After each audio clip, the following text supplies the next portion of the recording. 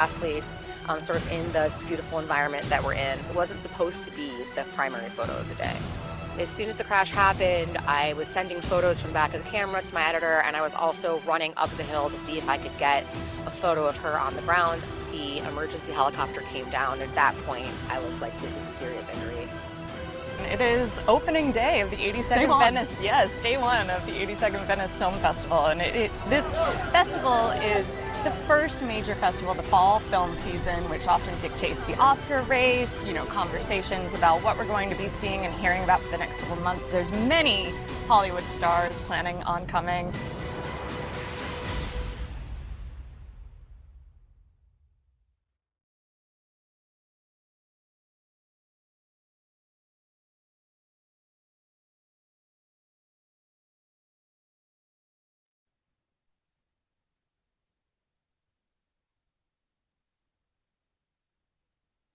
Thank you for that. Good morning and welcome to day 4 of AP's Press Freedom Week. My name is Ricardo Zuniga and I'm the Director of Global Beats at the Associated Press. If you've been with us all week, thank you. And if this is your first session, welcome. This week, AP is hosting 5 days of candid conversations about press freedom, independent journalism, and what it takes to report the facts. Today, we're going behind the scenes to talk about access, what it actually takes for journalists to be in the room, at the slopes, or in the red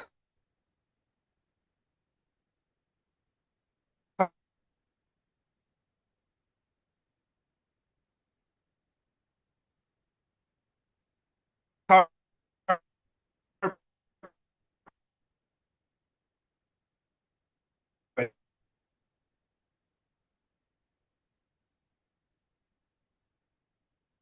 them significant assignments in the world. Jacquelyn Martin, an AP photographer based in Washington, D.C., Lindsey Bahr, a film writer and critic for AP based in Los Angeles, and Regina Garcia Cano, an AP reporter based in Caracas, Venezuela. Now, before we get started, the eyewitness journalism that you'll hear today is supported by readers and donors like you. So please consider making a gift at apnews.com/donate or by scanning the QR code on the screen. Thank you for that. And let's get started. So I'm going to go to you first, Lindsey, and want to talk a little bit about your background, what you do at the AP, and perhaps tease us a little bit with one of your most significant or memorable coverage. Absolutely. Yes, I've been at the AP for almost 12 years now. Always been a film writer. I write movie reviews, and then I also am a reporter too. It's a unique position, but I cover the business of Hollywood, the talent behind the camera, in front of the camera, film festivals like the Venice Film Festival, Sundance Film Festival, and major live events, including the glitzy award season, which usually is fairly can be somewhat superficial in a way, and then sometimes real things actually happen. And I think what Ricardo was alluding to was I was in the Dolby Theater when the slap happened at the Oscars with Will Smith and Chris Rock, and it was one of those moments where you think the show, nothing's really interesting is happening. People are out at the bar getting drinks or going to the restroom, and then something real actually happens, and everybody sort of springs into action. That's definitely an icebreaker for any conversation, Lindsey, if you can say you were in the theater when the slap happened. So, Jacquelyn, why don't we go to you now? You're based in Washington, but the scope of your coverage goes well beyond Washington. Why don't you tell us a little bit about yourself and perhaps one memorable moment of your coverage?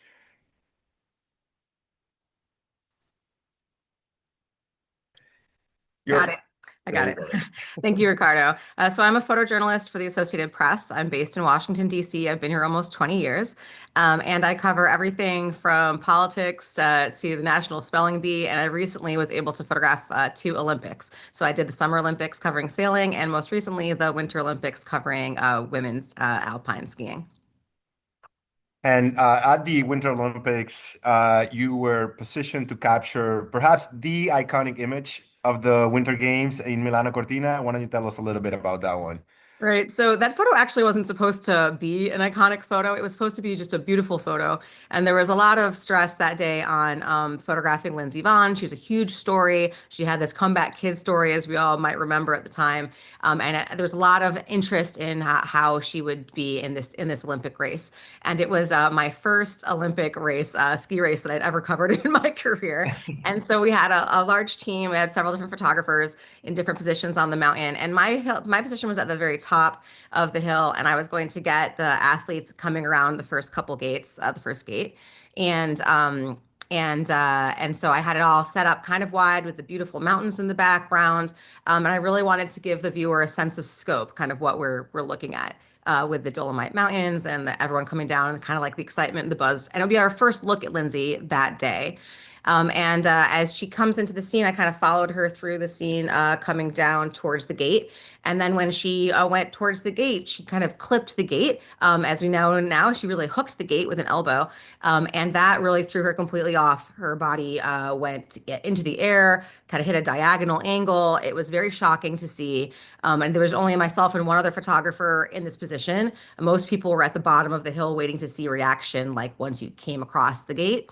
And so I was able to make this series of photos of the crash as it was happening, and at the end of it, all I can see is this huge plume of snow, and I know that it's been a really bad crash. I can't see her at that point, and so I'm sending pictures from the camera, and I'm running up to see if I could figure out what exactly happened. I have no idea how serious it is or not at this stage.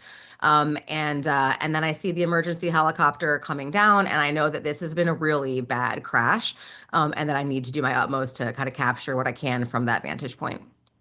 I mean, looking at those images, that definitely puts a twist on day at the office. Not your typical commute to the office going up that mountain, and we'll come back to that in a minute. But I want to go now to you, Regina, and want to tell us a little bit about yourself, what you do at the AP, and perhaps one of the most memorable moments that you've been able to cover on the ground. Of course. Hi, everybody. Thank you for having me. So I've been with AP since 2013. I actually started working with AP in the US. So I covered state legislatures, gambling, Native American issues, all sorts of things. I was based in Las Vegas, South Dakota, Baltimore. And then I moved to Venezuela in 2021. And I've been covering the Andes from there, but mostly Venezuela. So that would be Ecuador, Peru, Colombia, as well as it's Venezuela. So I was there for the 2024 presidential election, and of course, most recently, the U.S. attack in Caracas that ended with the capture of President Nicolas Maduro and his wife, Celia Flores. We saw some scenes of that at the beginning. Can you tell us a little bit about that moment and how you cover that when you are both, again, covering that from a news perspective while at the same time live in the moment? Yeah. As a resident of Caracas, and you're seeing and hearing bombs go off near your residence. Yeah, so actually you're seeing a video, and right behind me is an airbase. That's from the office, but not far away from that airbase is actually my apartment, where I was when the text started. I was asleep. Just a very loud noise woke me up, and at first I thought it was a gas explosion. I quickly discarded fireworks, even though it was just January 3rd, and I thought, well, maybe, but it was too loud, so I thought it was a gas explosion. By the second, explosion, I realized, no, that is not gas, because the building sort of rattled. And the third one, I was by my window and I heard a noise sort of going above my building, which it sounded very familiar to what I had heard in South Dakota and Las Vegas when the military was training. And so I just connected the dots. I was like, this does not sound good. And then I heard the explosion. This was all really quickly.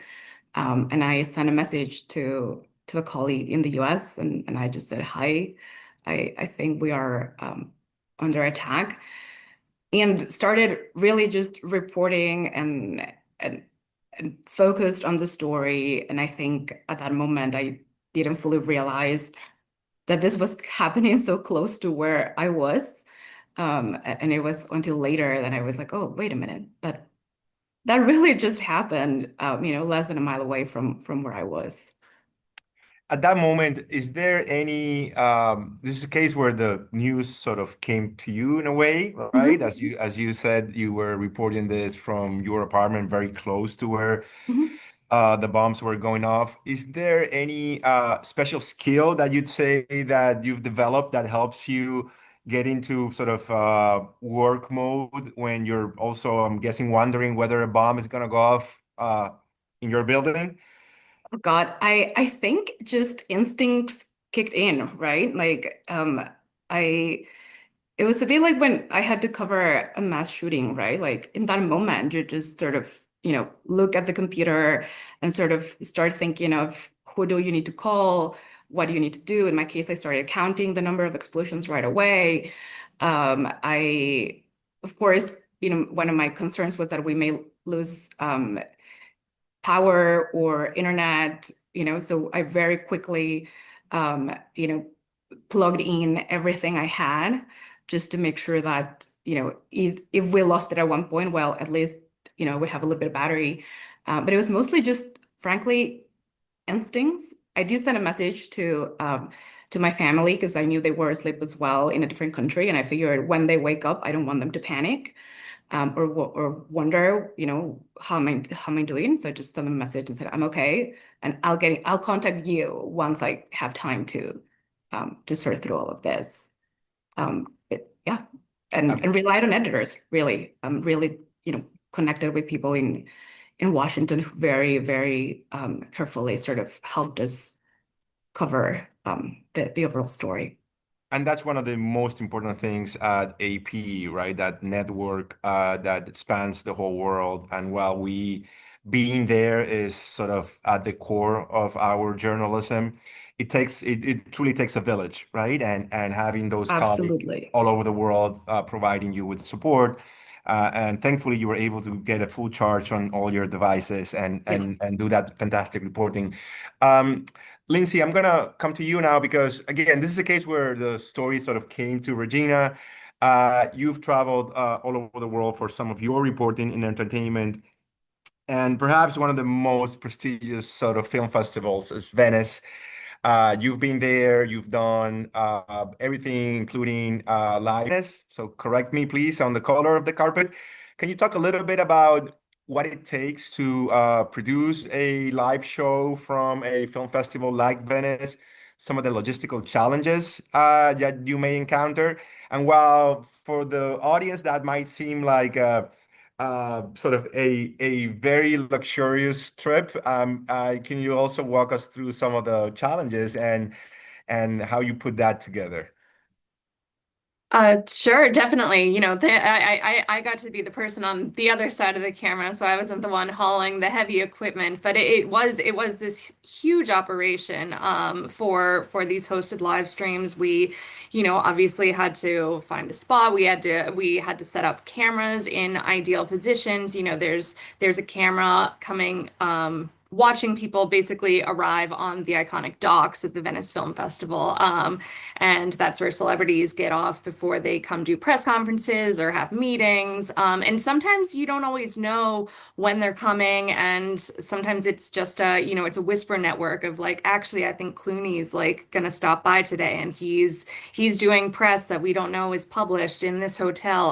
But you can really get some beautiful images there. And then for Louise Dixon and I, it was preparing to talk about just everything that's coming throughout the week, who's expected, what the Venice Film Festival means. And I think in the video at the beginning, it really just does sort of help set the tone for the coming award season. And there's beautiful images and sometimes really interesting things happen. I think that's where Jennifer Lopez and Ben Affleck made their debut as a couple again, which we sort of were tipped off that might happen. And so we had a photographer there ready to capture that. There was, of course, we didn't get this on photo, but there was the Harry Styles, did he spit in Chris Pine's lap, things like that. But, interesting things really do happen there beyond the standard premiering of the films. Lady Gaga riding in on a vaporetto on the water taxi. So there's some really beautiful moments, and I think the images and the scenes from there are really important to capture, and we wouldn't be able to if we were just covering it from afar. Now, for many in the audience, just being a few feet away from someone like Lady Gaga or George Clooney might seem like a dream opportunity to snap a selfie with them.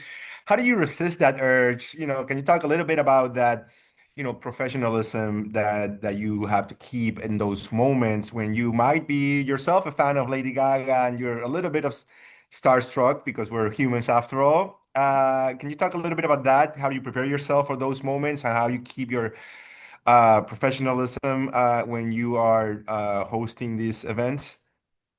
Yeah, absolutely. I mean, certainly I think a lot of people who cover entertainment do come in as a certain amount of a fan, you admire the art, you admire these people. And so, that's all very natural and well, but you're not there as a fan. You are there as a journalist. And as soon as if you were to strip down that veil and say like, Lady Gaga, can I get a photo? You as a journalist are no longer being taken seriously and you are just another fan. And you just have to remind yourself that you are there because you're the Associated Press. You are there representing the readers and the customers, and you're not there because you just happen to really like her work in movies or music. And it's just reminding yourself that you are there to do a job. And I think that the celebrities respect that and their reps respect that. And that's why, I think a lot of entertainment journalism these days has become about sort of access and fandoms. And, we've really held our editorial standards up high. And I think that's why, talent and representatives and studios continue to trust us with some of the biggest stories because we do have that professionalism behind us. Absolutely. And Jacquelyn, I want to go back to you now. And while that photo of Lindsey Vohn's crash at the Milano Games sort of just went around the world, as you mentioned, this was your second Olympic Games. I don't know if people might not know this, but the Olympics are the AP's sort of biggest deployment of staff every 4 years, perhaps second only to the elections in the US. Can you talk a little bit about what the Olympic experience is as a photographer, as part of the staff, and why it is so important for us to show up at these sort of such big events and provide the images that will become iconic of these games? Yeah, thank you. The Olympics are very exciting to cover, in no small part because we have AP staff from all over the world that are covering the events, and that you get to meet your colleagues from all these countries and all these different fields within journalism that you've always wanted to meet, who are doing incredible work. So it's like it's nice in terms of building the team, but also it's just really important to we have such a large AP footprint on the ground. We have teams of photographers and teams of reporters working on the different disciplines, the sporting disciplines. So we're showing showing some pictures from my work at the Summer Games, the Paris Games. I was in Marseille, France, covering sailing, which was really wonderful to do. And because we're the AP, sometimes we get a little better access. People know the journalism that we do, the high caliber of the work that we do. And so you can sometimes get interviews with athletes and people that might not open doors if you were with a smaller outlet. And so that's been really remarkable. And just to be able to see these different things. And also just the incredible watching the AP machine at work. We have techs, reporters, editors, photo editors, photographers, so many people out there bringing the report to you from the Olympics and other big events. And as someone who has covered both the U.S. elections many times and the Olympics now twice, I can really tell you when the AP machine gets into work, there's really nothing like it. So from the Dolomites to Marseille, you must be doing something right, Jacquelyn, to get this fantastic assignment. And one of the things that that we're really doing is we want to highlight that presence of our journalists on site. We call it being there, and those in the audience who follow AP are, I'm sure, have seen some of that content. Can you talk a little bit about that? Because I believe you have done some of those videos. I believe you did one from a boat in Marseille, if I'm not mistaken. Can you talk a little bit about that experience and how important it is for you to connect with that audience almost directly in that way? Yeah, that's been a really fun thing we started the last few years. That's where the public seems to have a real interest in what journalism is about, how we produce the journalism. And so I can show people, like, kind of pull back the veil a little bit and show you what it takes to do that, what the scene feels like. It's very high pressure. A lot of what we cover is very high stakes, extremely competitive. And so you have to like really be on your A game at all times. And so I did a behind the scenes video, like a being there video from the Marseille Olympics, from the Paris Olympics when I was in Marseille, and showing people how you get these underwater photos. And so in this clip, as you can see, I'm holding an underwater camera, and I'm showing people, I was talking them through like, how do you get these photos and what do you do with it? So just demonstrating that housing and how it works, because people seem to be really fascinated by kind of the tech. But for us as photographers, it's not, the tech enables us, but it's not what does the job. Like, you, the photographer, do the job. I may have a great oven, but that doesn't mean I can make a wonderful souffle, right? So it really, for me, it's not so much the gear, although it facilitates, it doesn't make it. It's the photographer that makes the image at the end of the day. And I also did a behind the scenes, I was with Vice President Vance when he went to the inaugural papal mass.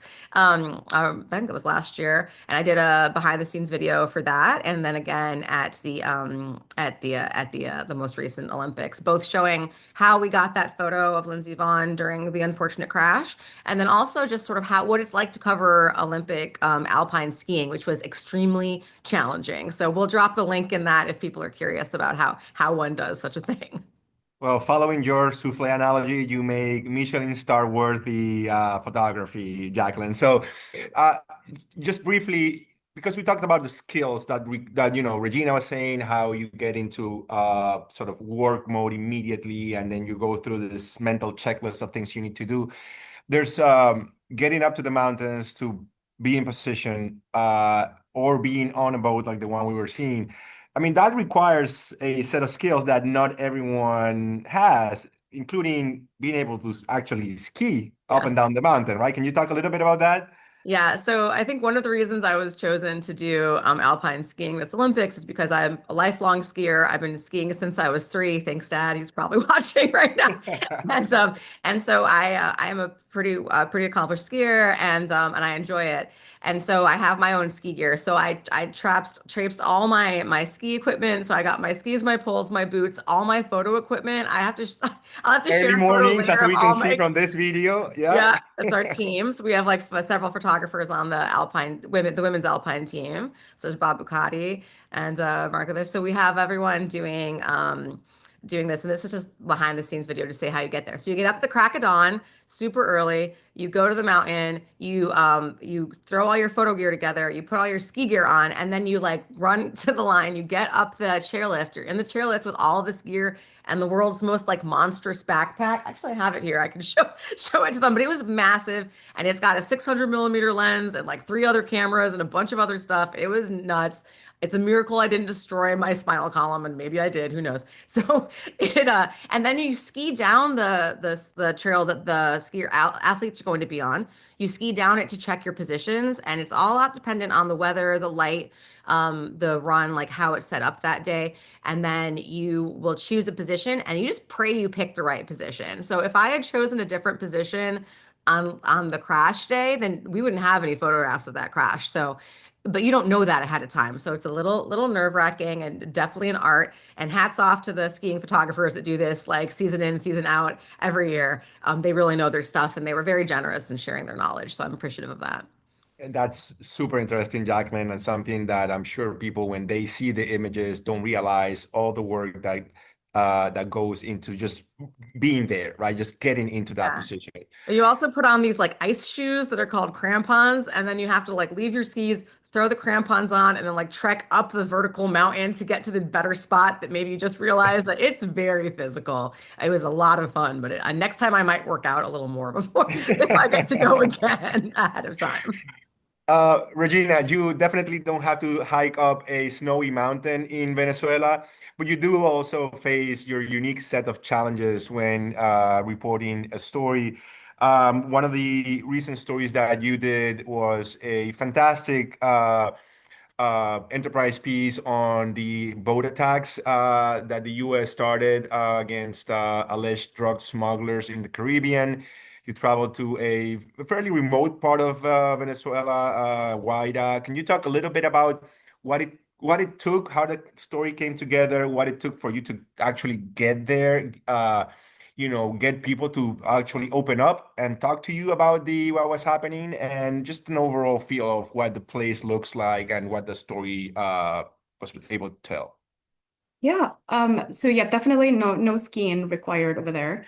But we, as a team, we do talk about, do we want to go, right? What are the difficulties that we're going to face, both in terms of transportation, because sometimes we go to very remote areas, like in that case.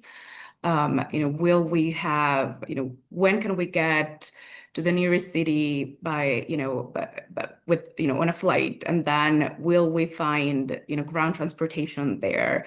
And will we find, fuel, will we have enough fuel to make the trip and come back safely? And so there's a lot of, of planning that goes into that logistically. And also in terms of, our own safety, is it a good time to go right now, or should we wait until sort of things settle down and we can, try to approach the communities maybe in a week or a month even, right? Just sort of test things out and talk with, talk with, I'm the writer, of course, but I go with, a photographer and a video journalist, who are also based in Caracas. So we make some of those decisions in talking with editors. And once we're there, a lot of it is being aware of our surroundings all the time, right? You don't really know who's watching. You don't really know if people feel comfortable with you being there. And so you're always, we're all sort of like, looking around constantly. And, we approach people and we, immediately say, we are reporters, we are trying to get, a better sense of what is happening here. And then slowly sort of get the story. Sometimes they immediately say, no, they don't want to talk. And we simply say, okay, thank you. And we move on to someone else. Other times they very kindly even invite us into their homes, and we sit there and we just listen. And, a lot of what goes into those trips is patience, right? You have to be very patient and just, be willing to listen to people for a while, and you may get information, that will end up in the story, but other times you may not get the information that you wanted, right? But you have to respect the fact that people are, opening up their homes and their lives to you, which in a country like Venezuela, it always comes with a risk for them. And so, you have to be extremely respectful and thankful for that, right? Every single time, a story is published, I just say, to myself, like, I just thank the people, right? I'm like, thank you for sharing and trusting us with your story. So it's a mix of, being patient and then sort of connecting the dots as you go. Is when we got there, we didn't know who had been in the boat, right? But you just slowly sort of start talking with people, and then they say, oh, you know what, so and so knows, someone who was there. Why don't you talk to him or her? And then you go there, and they may not want to talk with you, or they say, come on in, sit on the porch, give you some coffee, and slowly start to share the story. So it's sort of like what Jacquelyn said, right? Like there's a little bit of luck involved, right? Like where you position, what door you knock, but also, again, sort of instincts of like, okay, we may get something here. And know that you have a very short amount of time that you will be there, because there may not be a hotel there, or it may not be safe to spend the night there. You may have, your return flight already purchased, and if you don't take it, you would have to be 1 week away, because there's no regular, flights to certain areas. So there goes a lot of planning into all of this. So let's take the audience a little bit to that place, right? Like, can you just describe where it's in Venezuela? How long were you there? And also, was there any point during the trip where you maybe thought, I'm not gonna get the story, right? Or Oh, yeah. when something clicked and you got that interview that really unlocked the story that we were all then able to consume? Yeah. So actually, the first time we went, we were going with the idea of trying to identify anyone who had been in those boats, and hopefully, talk with their families. We didn't do that the first time, right? We couldn't get to that, but we ended up with a really good story of, people explaining why some, men, get into the trade, the drug trade, right? That it had, that had been happening there for a really long time, along with, all sorts of other type of smuggling, food smuggling, wildlife smuggling, right? So we got an idea of what is happening in this, northeast corner of Venezuela. And when we left, we realized, well, we didn't really get what we wanted. But, at least when I was on the tarmac, even before we left, I was convinced that at one point would go back and try again. And that's what we ended up doing. A bit, maybe like 4 or 6 weeks later, we went back, and, more strikes had happened. People, more people had been affected by what was going on.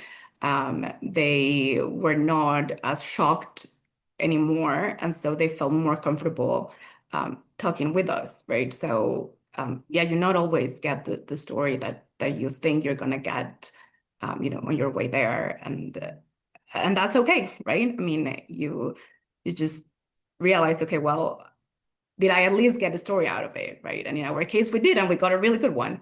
But we also recognized, okay, well, not this time. Perhaps there will be a second one. And luckily, again, talking with, people within AP, not necessarily our own editors, but others, we realized, okay, yeah, we should try it, right? And we connected with others, and we were able to go back.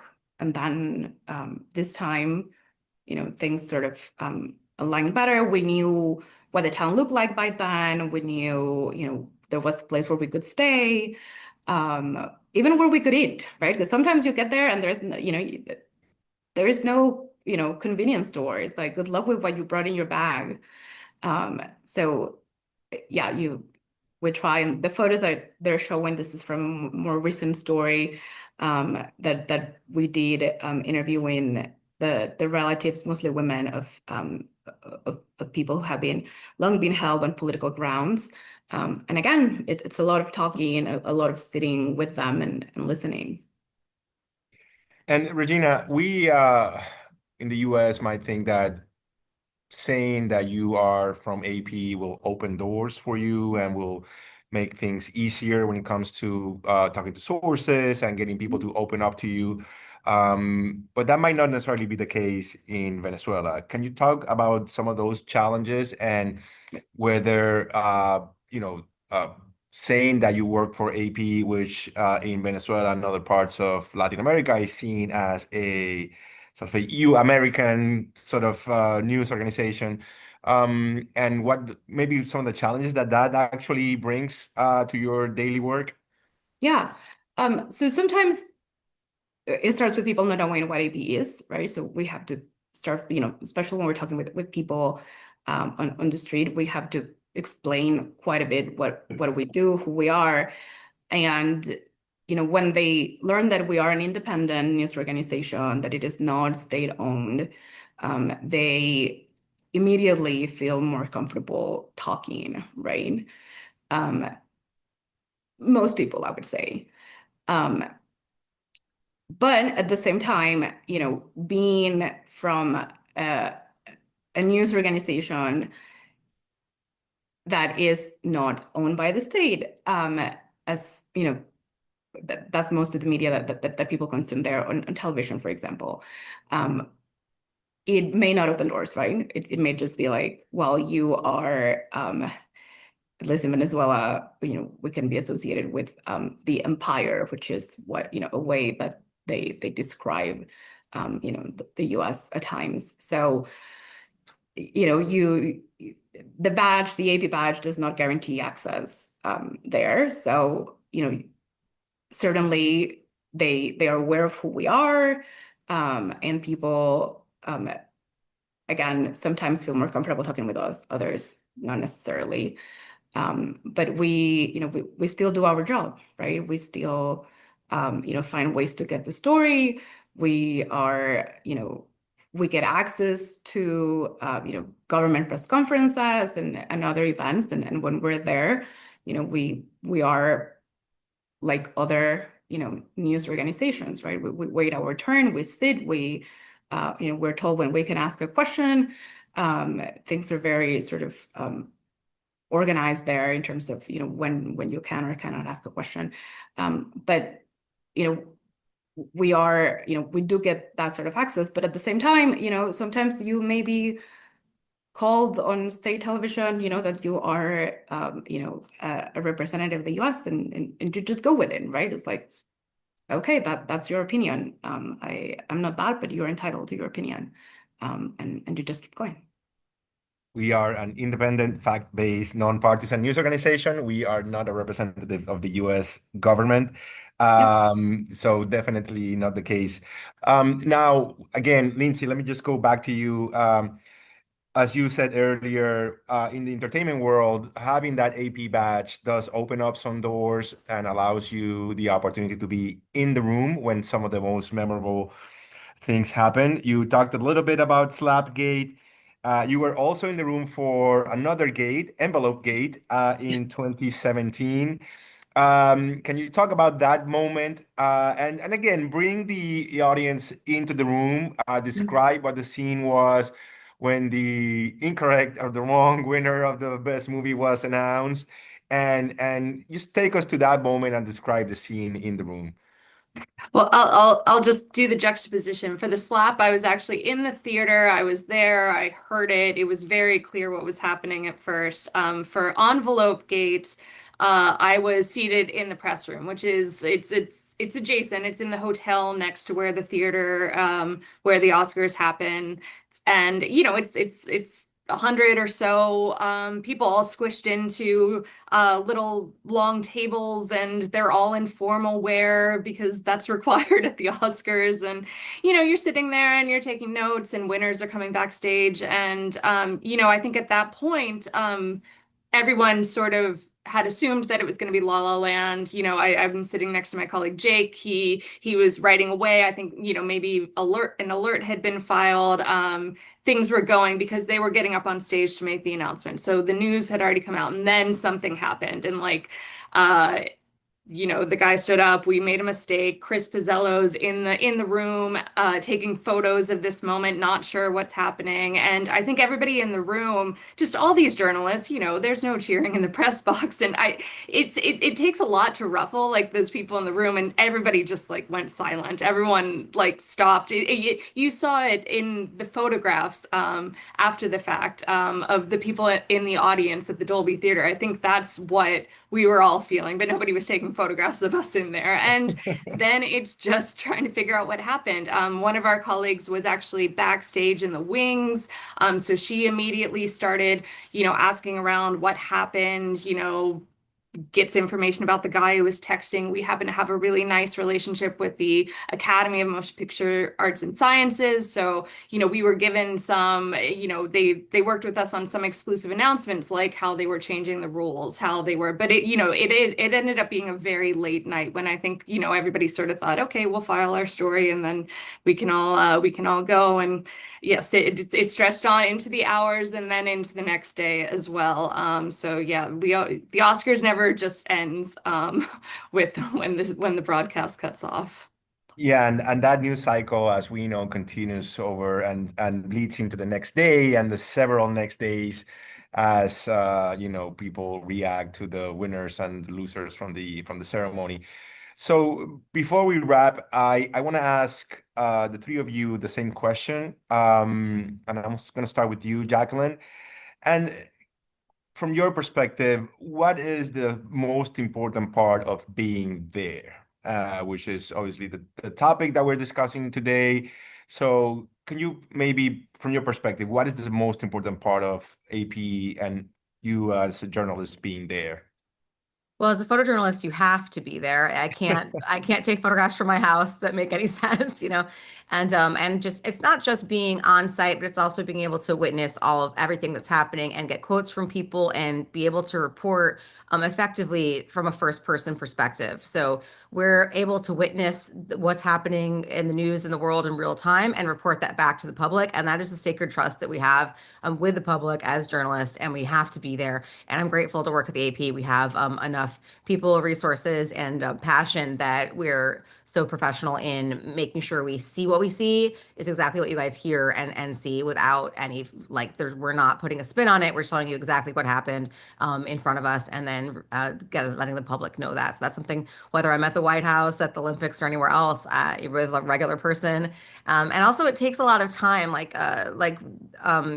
Regina was saying. I don't know if the public realizes that you really have to put in the time to build trust with people to be able to help share the stories with the world, especially when they're sensitive stories. And that's something that I think our team does extraordinarily well, and it's a real privilege. Thank you, Jacquelyn. Regina, I'm going to come to you now. I'd say you witness the truth, right? Like if you're there, you actually see what is happening and you can, you know, transmit it to the world. And I'll, you know, just an example, right? Like the Venezuelan crisis, right? It has evolved over time, right? If someone tells you today, you know, there are shortages of food, that's wrong, right? But you wouldn't know that unless you're there, right? I can tell you today that the grocery stores are full, right? The issue of the crisis is different today than it was, you know, at the beginning, or, you know, as it was just when I first arrived to Venezuela in 2021.